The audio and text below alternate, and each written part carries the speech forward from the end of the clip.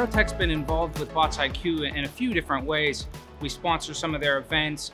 We've hosted manufacturing tours, but our biggest involvement lately has been through the BotsIQ robotics competitions. There we mentor students, but we also teach them about manufacturing, teach them about design for manufacturing, and really guide them along through the project management of the whole season up until they have their competition in the spring.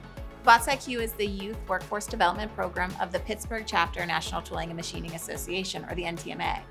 And it was developed now 20 years ago as a way to get youth interested in careers in manufacturing.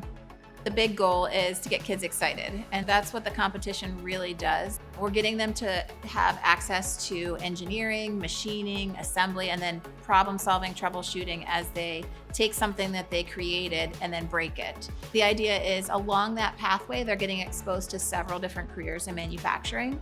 And so our job as a program, as well as our relationships with companies like Aerotech, is to help them understand that those skills that they gained relate to careers in the real world. And hopefully, when it's a positive experience or an interest that they develop, it leads them on that career pathway after high school.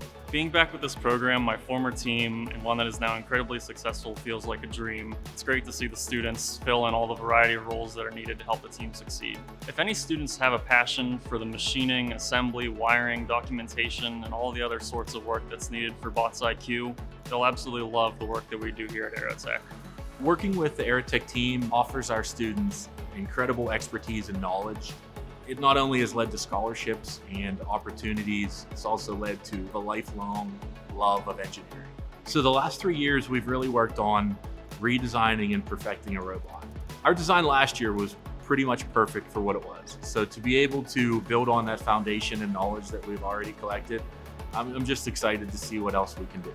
They really are learning manufacturing skills that are critical to a manufacturing career. So this BotsIQ program, it is working.